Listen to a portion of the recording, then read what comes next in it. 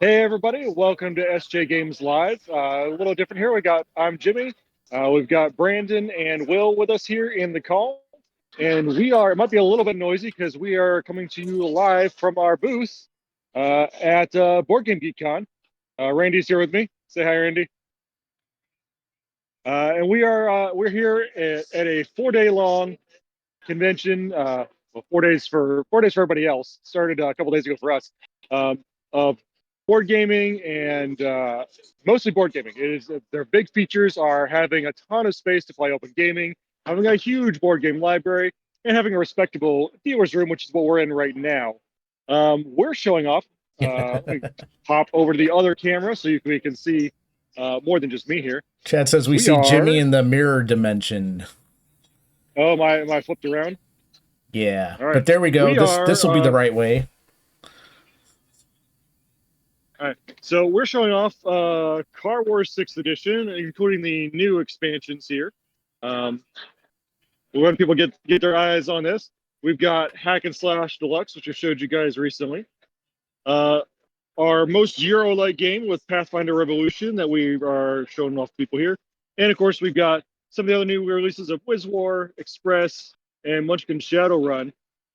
And it's a small booth. We're just us here showing these off to people today. Most of these are in the game library that we've got that they've got here, and we're just demoing and telling people about them.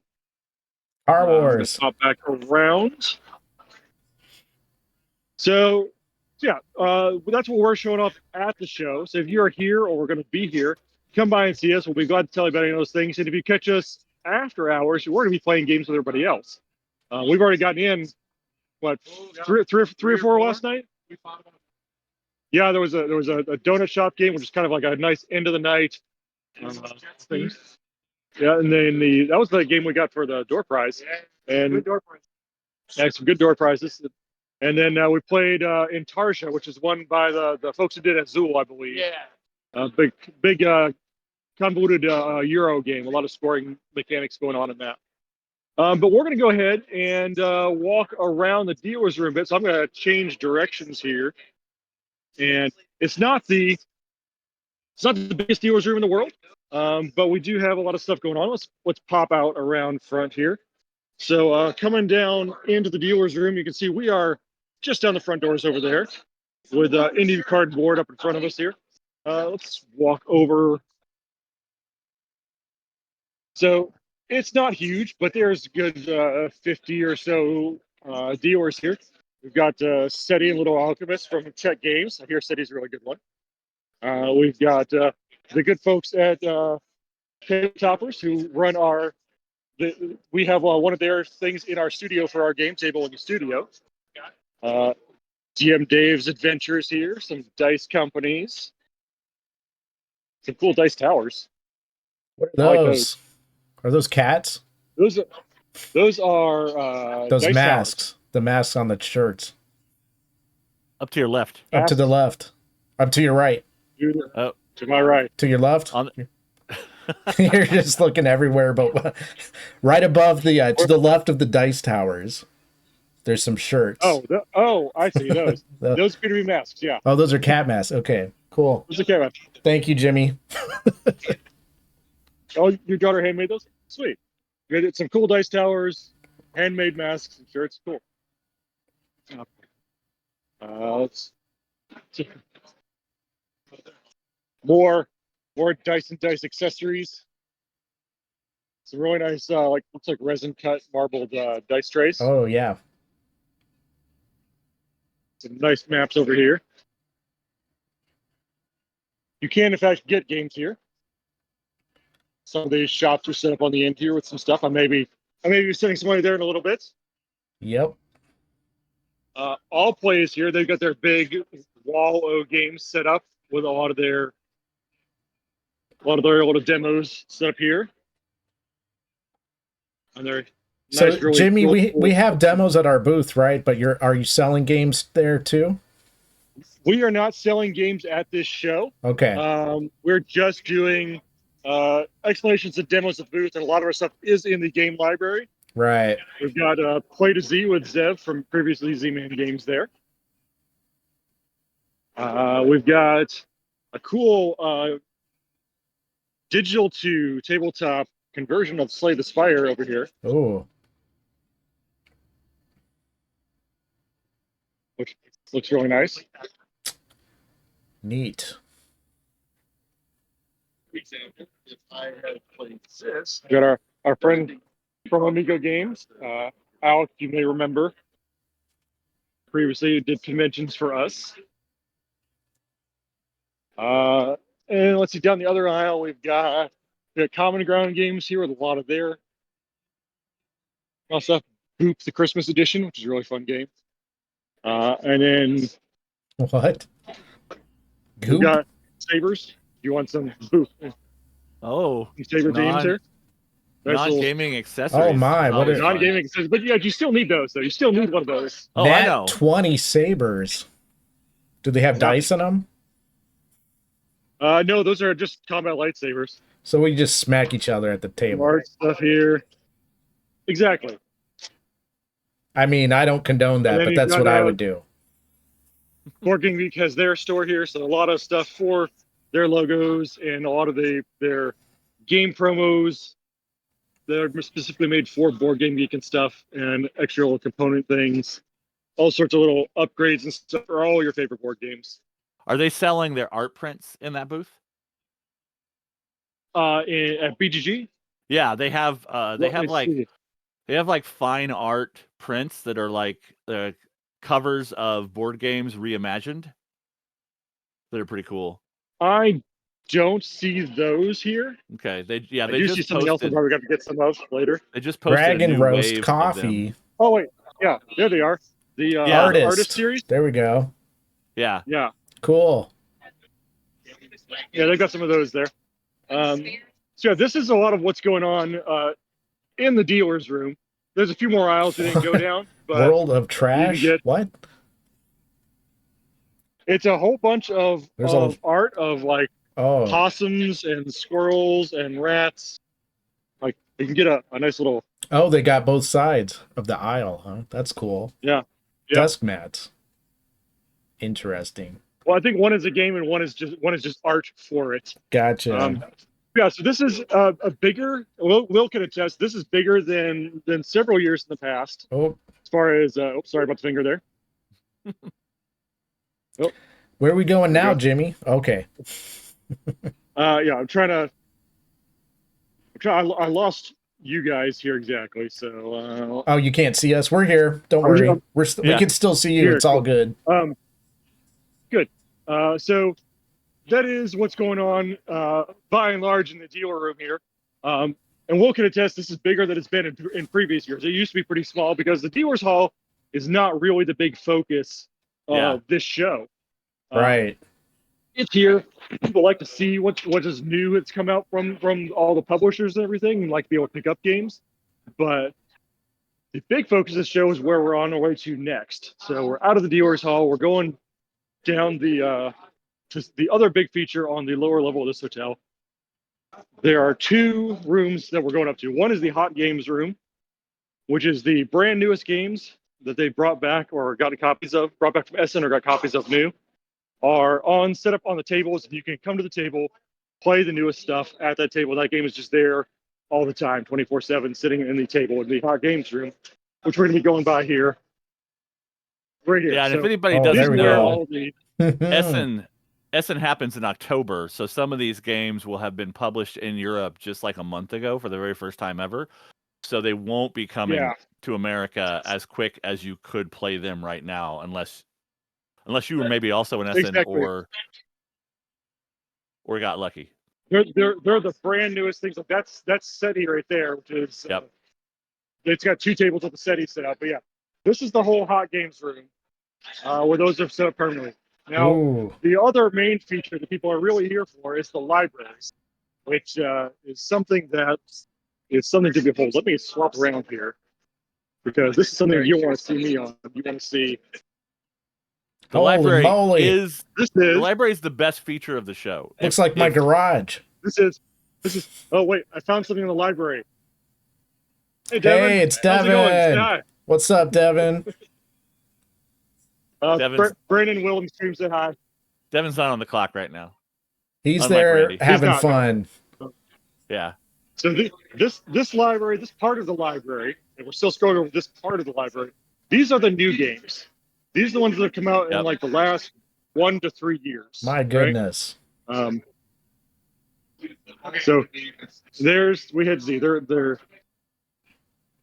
that's the end of the new games section. The rest of them start here and go through. That gets us up through E, I think. And you can see we're going. We got bays in here, over there. Yeah, so you Another can find copies of over classic here. 80s and 90s and early 2000s games in there that you might not have ever had a chance to play because a lot of people have donated here's to this collection over the years. Right. So we've got. I played Paranormal Detectives before. There's Power Grid down there.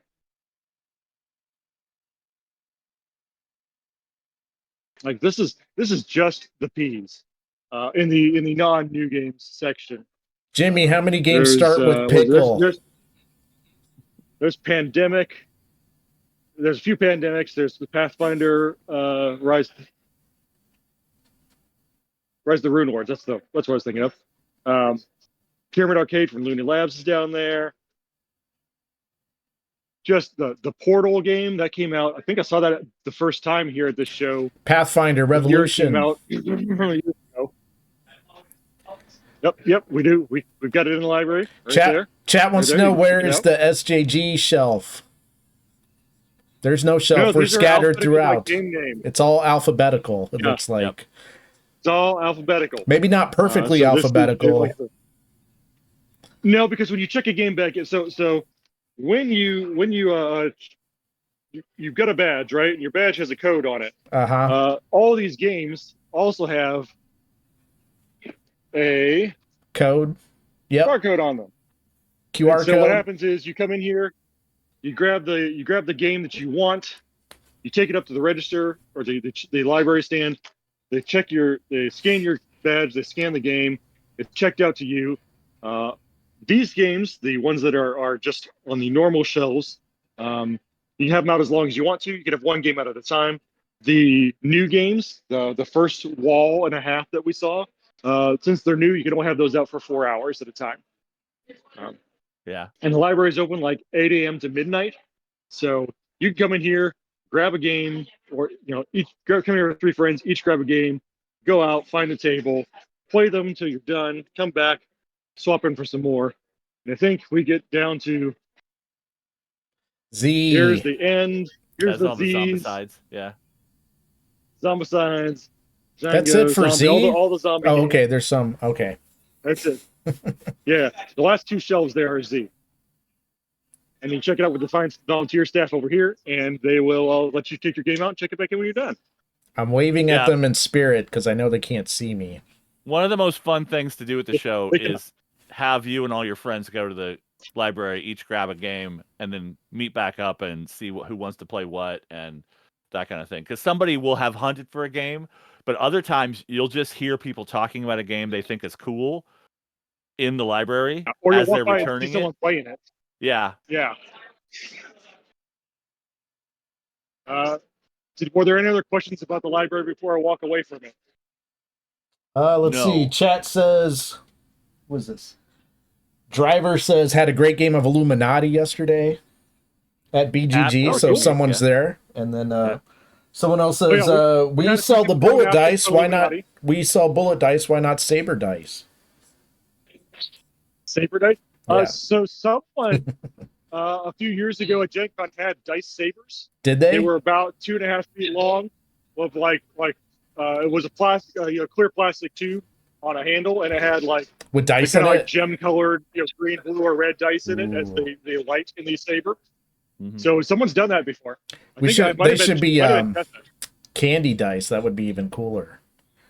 Ooh. Then you could resell it. Then you have to keep buying them. Yeah, exactly. Exactly. So don't eat your games. Don't eat your normal dice. Don't get them mistaken. But yeah, so that's what's on this level of the convention, which is actually the bottom level. You've got the dealer's room, the hot games room, and the library. Everything else is upstairs. So we're gonna go ahead. We haven't even got upstairs and head yet. up there. Right. Yeah, no, that was just we started downstairs in the basement where they've got the dealer stuff. And the library. So we're the closest to the library. Yep. I also know people who get suites with like 8 people, and they just play games all weekend in their suite without even using. Yeah. They just go for the library, right? Access to all those games, True. And then they have their own private space. They never have to fight for a table. They never have to worry about any of that kind of thing. Fancy. But there's so much table space this year. Yeah. So the other thing that is sort of public games is, let me swap it around here. Outside a lot of the halls where you can play games, they have the dexterity games hall. Oh, neat. Yeah. So all sorts of physical dexterity based games. Nice. You've got your I think Will remembers this one, your tumbling dice. Yep, tumbling dice is a lot of fun frustration. Yeah, so you got to roll the dice, and you get multipliers based on where they land on their face. So they've got all their games set up here. They've got like a sheet of rules that they printed out next to each of the things, so you can walk up, figure out how to play them. Oh, cool. People will also, if you're looking at one of those dexterity games, somebody will walk by sometimes and just teach you how to play it. Exactly. Every year, they've always got at least one, usually more, crokinole boards out here. They're usually pretty fancy. Wood inlaid, well painted. Your standard like little flicking game sort of thing. And a lot of years, they'll at least get they'll have some that are special for that year, and they've got raffles that go on, and they will raffle off those crokinole boards at the end of the show. Cool. What's that? You've got some things like this is. Looks like that one's weird. Interdimensional Jenga. Staxis. Yeah, you get a balance. Looks like you get a balance the things without them falling. Wow. Another Jenga like over here. What is this one called? Takla. It appears someone lost. It does.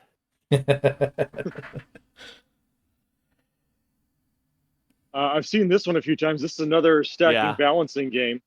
I really like that game. Move and stack the shapes and stuff. It's a good one because you're like just do this. Oh, yep. That's all. That's it, huh? Do that. Easy. That's all. Easy peasy. Easy. It doesn't even shock you. Easy. So, right? Some soccer-like games. These are all decidedly low-tech games, right? You got Warlords, the dice and everything here. And you got a few setups over here with like big minis terrain battles going on. One other thing we're going to do before we go into the last hall is this year, or in recent years, the Tabletop Game Developers Association. Oh, cool. Is running a bunch of the panel and stuff over here. So they've got this the Pegasus Ballroom over here, running a lot of events, panel events here. Comedy hours. These are just comedy events, and then quiz shows. Game Developers Association. We've got meeting a bunch of designers. So we've got Danielle Reynolds, Eric Lang, Matt Leacock, a lot of names you recognize. Yeah. Meet and greets and panels with those folks. And then next door to it, we've got the Unpub Alley, which is a space for people who are designing and have prototype games and stuff to show off. So in here is a whole bunch of people who are basically making and testing brand new games at the show with everybody else at it. Very nice. Yeah, I also really like wandering into the playtest room at least once while I'm at a show like that, and seeing what I can play that might be a game that's really, really polished and almost done, or it might be a game that's like halfway through its development, so the person still has lots of questions and wants to think about lots of different kinds of input. Yeah, it's a lot of fun. And wants to try a lot of different things. And anybody at the convention can go in there? Yeah. Yeah, anybody with a badge can go in there and look at stuff and everything. Cool. And then, of course, the site features second only to the library is the open gaming halls. And there are several of these here. Like Tuesday night and Wednesday night, only the one behind me was open. But once today rolled around, they've got a couple more halls over there, and there's some upstairs. There's some special event rooms are on the third floor, and a quiet lounge and things like that. You have like sensor issues, or you get overwhelmed, or you just need quiet space for a bit away from everybody. So those are all up a floor or two, and I haven't been up there, so I'm not going to go because I'm not entirely sure where they are. But this is the one. Yeah, of you the said earlier it's a Thursday through Sunday show, but some people get there early and gaming starts sometimes the Sunday before the show. Really? Yeah. Yeah, this is one of the open gaming halls, right? And so do they have the looking for flag system there this year? Yeah, there you go. So you can they've got two signs. You can put up a flag that says you want to find players. So often you can just be the fifth or sixth player in a game with strangers. But also they've had teacher wanted flags in the past. Yeah. Where you could sit down with a game. The water station on the other table. I can't get to that one, but yeah, there's a teachers needed flag as well. So if you're trying to puzzle a game out, you can throw that up, and if someone who knows it is walking around, they'll like pop into it. Cool. The second hall is not as busy yet. Yeah. More, it's about lunchtime, so a lot of people have gone out for lunch, and it's also Thursday, so some people don't get here till Friday. Mm-hmm. But again, a lot more space than we've had in previous years. This location is actually pretty nice. I remember that first place back in the late 2000s that was just basically one big room with about 7 vendors around the outside edges. Yeah, the outside bays were where the vendors were. So it's grown a bit since then. I believe they're looking at I think they said there were 2,400 attendees, 2,400 tickets. Like they sold out this year. Yeah. But I think they were at like 2,400 people was about what they were topping out at this year. So this is, which is I think, about 2 board games in the library per person. Yeah. At any given time, because I think there are around 5,000 games in that library. This is the registrations behind me. How are we on? So we are kind of short on time, but that is the bulk of what's going on at the show here. Any other questions from chat or anything like that? We did get a comment that said Driver heard it was 3,600 people when they were getting their badge. That could be. Okay, I will take that. I had only seen some early stuff, but that may have been like Wednesday numbers. Yeah. But of course we're gamers, so we take over any flat space we can to do games. Yeah. So there's a coffee shop with some tables out there. With Randy and I played some on Tuesday night when nothing else was open. We set up on one of those and played a little bit of a Star Realms with each other. And we're just in the hotel lobby now. We are in Dallas, Texas, in Reunion Tower. So this is the hotel that's under that big lit ball on a stick on the Dallas skyline. That's where we're hanging out at. And I think we can go back down this way. Yeah. The library is back down here. Yeah, the last year I went, it was at an airport hotel. And if you didn't stay there, you had to drive through the airport traffic gate to get to the hotel. It was really weirdly inconvenient. Yeah, it was very great if you were flying in, not so great otherwise. Yeah. Yeah. Chat was asking how much interest you've had at the booth so far. Oh, we've been pretty busy since the hall opened at 10 o'clock. We've got Car Wars, like I said, we've got Car Wars and Revolution set up there. And so people have been pretty interested in hearing about those. Like, oh yeah, I remember Car Wars back in the day. Or, hey, we had a couple people like, hey, we were playing this upstairs an hour ago, and I wanted to know, did we do this part right? Yeah. And we were like, it works this way. And they're like, oh, okay, cool. They see it like, oh, I'm interested in this. We're like, well, it's at the library. If you want to check it out, if you got questions, bring it down here. We'll help you with it. And you guys have got came the other way. We're going back to the. You've got the first 2 waves of expansion, so you have Gonzo Gear and Sonic Strike, the 2 new sets. That was the plan. Somewhere in the mix. I don't know if it didn't make it into the box, it fell out of the office, or what. Sonic Strike is not here. Oh no. We do have Gonzo Gear here though. We got all the rest of the first 2 waves, but Sonic Strike, it must have fallen out in the box of the office or something when Randy picked it up and loaded it the other day. But yeah, that is. It's not a huge convention. Like I said, 3,700 people, respectable dealer's room. Let's give you guys what it looks like when we come into the dealer's room. This is walking in. You can pretty much see, from end to end.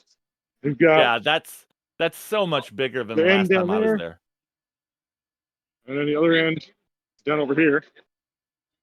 I don't think we went all the way down some of these aisles, but yeah, other things going on. This side is some more the accessory and craft stuff, and skulls. Let's go back there. Chocolate skulls. Go back there. Delicious Doom chocolates. Yeah. Oh yeah. Nice. I'm gonna have to go back there.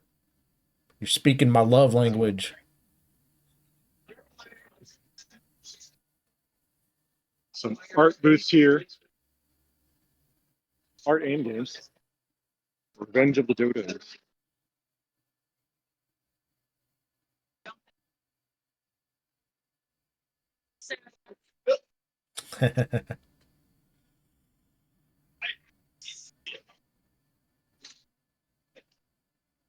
For some reason, when I was we were at Gamma this year, these guys stopped me and said I had to play their game. I would not know why. Imagine that. I have no idea why. I have no idea why they specifically wanted me to stop and play the game. Did you? Couldn't tell you. Yeah, I did. How was it?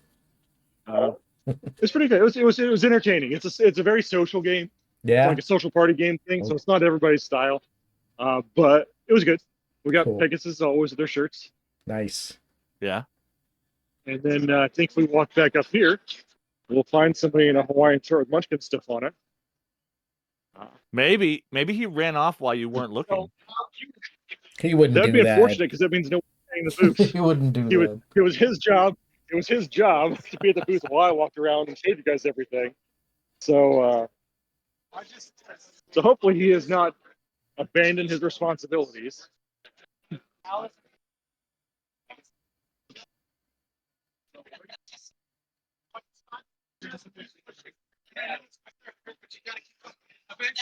Rivaling Randy's shirt, we have the people over at Duck and Cover. They have hats. We got to get on the hat game. Ooh, we need some Munchkin hats. Randy needs a hat to compete, doesn't he? We need Munchkin hats. They just say that you need a hat to compete. Yeah. I'll get one. One moment. We got to do a reveal. So. Oh, okay. Yeah, hang on. We're gonna work on something here. I'll switch cameras around so we have the better camera here. All right, you ready, Randy? Nice. What? All right. Yeah, exactly. Special for. Okay, it's real unsettling this close. It's just real unsettling this close. It's like Hotline Miami. It's like Hotline Miami. Those eyes. Oh my gosh. That was a courtesy of the folks over at Duck and Cover. We're live right now. Say hi, folks. Come by, check them out. They're right across from us, so come say hi to us. Come say hi to them. Those are great shirts. Randy using his chat says duck around and find out. duck around and find out. Oh, there you go. There's a slogan. But yeah, so that's what we're up to here. That's what's going on here.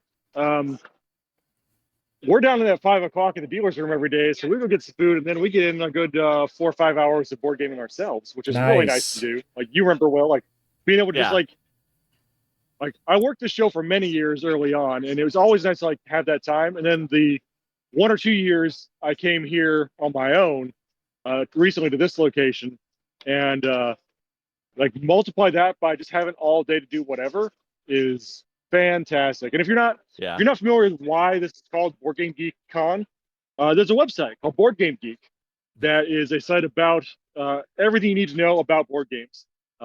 It's a huge database of games. It's got all the information about them, forums for each game. You can, with your account, you can add games to your collection to show what you've got, how many times you played them, what you're looking for, your own ratings on them. So basically, they take everybody's ratings that they've rated their games and average them out.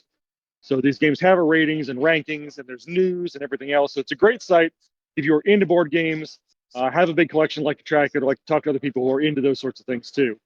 And they're the people who collect this library and put on this show, have been since, how long, Will? How long they've been doing the convention?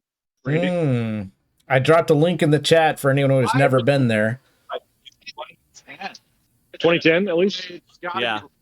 Yeah. There were a few before we came. I think we came to like the second or third for the first time back in like 2009, 2010. So yeah, it's been a while. Will thinks that we were at the first one. We were at like the second or third one in like 2009 or something. I can believe it. So yeah, and that's when they like the dealer's room was like, I think 12 of us. We were in the first dealer's room. The first time they did a dealer's room. Yeah. To my knowledge. I believe the first time they did a dealer's room, we were in there. Yeah. But yeah, it's grown a lot. I think the attendee size back then at that hotel was like they maxed out at like 900. And that was pushing it. Early years, it was tiny. Yeah, it was tiny and grew up, but like it's like people bring their own games, but you almost don't need to unless it's something like you specifically want to have available all the time for you and your friends to play. You can probably just go to the library, grab 3 or 4 games. That covers half your day. Go back, do it again. Yeah. And then you can check them out overnight too. If you check them out before they close, they're not due back in till the next morning. So it's a great system. And like I said, as long as you have 2 or 3 people, you can have 2 or 3 out at a time. And then you can come in here and buy them from people too. So if you like it, you can sometimes go ahead and get yourself a copy. Nobody does anything like that and just buys a whole stack of Terraforming Mars. I did that. What? Yeah, the year that Dominion came out for sale, we were at BGG, and it like everybody was playing it constantly. Like everywhere you looked, there was just Dominion games. A lot of years at BGG, there's always that one game that like even like everybody's just starts playing. What was like the first year we were there was Dominion. Yeah. Like the year Dominion came out. Yeah. A lot of times it's party games. Like the year Just One came out. Like that was like all people were playing all night long. Is this a Happy Salmon? I think that one kind of got shut down because it's so loud. Yeah. But I think we've had a lot of the what was the caveman game? The caveman, which was kind of gross because it had an inflatable club. I think everybody was like. I think they shelved that one when COVID came along. Yeah. Gross. Yeah. And they came out of the library then. Hello, Jedediah. Yeah, there's usually like a game or two of the show that's like everyone's trying it. But the bigger it gets, the more there is going on. So you almost inevitably have a game you never played that you got. Yeah, because they're with your badge when you register, you get to draw for a door prize game, and they get like Randy got Nexus, and everybody got a copy. If you've never played No Thanks, give it a shot. Solid fundamental stuff, really easy to learn, fun. And I haven't tried this yet. My goal is to kind of play a little bit of everything that I have. I've got this one, and I brought a game from Gen Con Adventure Party from Smirk and Dagger that I'd like to get on the table and see what I feel about it to see if it's going to stay in the collection. Yep. And we, the one I got was Banner or something. Yeah. I don't have it in booth. It's in the room. We already opened it, played it last night, and it's pretty good. It's a great. It is a similar thing to Revolution, where it's sort of always your turn because you're playing. You either play the high card in the set or the low card in the set, or one of the ones in the middle. And yeah, if you win the trick, you get to control the turn order and things like that. If you lose the trick, you actually get the special ability on the card. And if you're in the middle, you're placing flags around the board for points later. It was good. So good way, good simple mechanics, but good way to balance out like, oh, which do I need to do this time around? Because we only got 8 hands this turn to do it in. Pretty quick. Yeah, it was about. We learned it in about 45. We'll probably play it in a half an hour again. It was already set up. Yeah. I want to play that one for 4 or 5 players. We got anything in chat, guys? People are just excited. It looks like. Someone says there's a 6-player Car Wars event on Sunday morning. That sounds pretty cool. There's a 6-player Car Wars event Sunday morning. Yeah, we've got one of our volunteers is here running several events and stuff on the schedule. So those scheduled events are one of those things that are happening up in that 3rd floor that I actually haven't made it to yet. But we have to take a look at that and see who wins at least. Yeah. He's got several games scheduled for the weekend. I know we posted that on the Illuminator a couple days ago, what the schedule for those games is going to be. And then, like I said, we already saw Devin. Michelle was wandering around here too. And when I took them to the library, Devin was in the library. So a few staff and a few. He writes stuff. Well, you know. I mean, it's Munchkin, but he writes stuff. Munchkin, it does not preclude. He can read more than just puns. Yeah. He wrote Munchkin Shadowrun, which you have on the table right near you. Yeah. He did write the brand new Munchkin Shadowrun. Even in the non-mirror universe. Yeah. Oh, right, because yeah, you're everything I show you, you're seeing backwards, aren't you? Yeah. It's fine. I should have looked and see if that was a setting before I started streaming. We can imagine. To note for next time. Yeah.